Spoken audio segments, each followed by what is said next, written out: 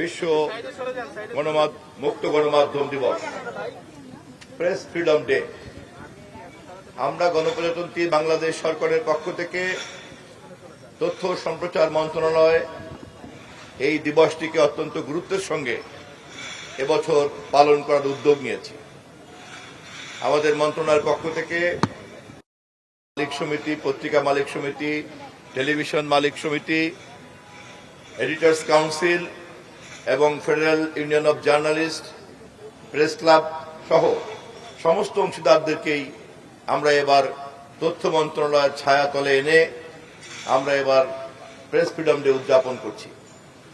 এই দিবসটি উদযাপন করার মধ্য দিয়ে আমরা জাতিকে এই বার্তা দিতে চাই, আমাদের সরকার নির্বাচনের আগে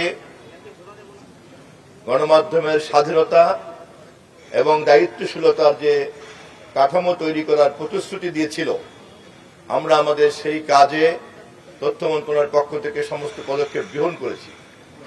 ইতিমধ্যেই মাননীয় প্রধানমন্ত্রীর সঙ্গে আমাদের এই মন্ত্রণালয়ের যতবার কথা হয়েছে, আমরা তার কাছ থেকে যে নির্দেশনা পেয়েছি সেই অনুযায়ী আমরা আমাদের প্রতিটি প্রতিশ্রুতিকে বাস্তবায়ন করার বিভিন্ন পরিকল্পনা গ্রহণ করে চলছি।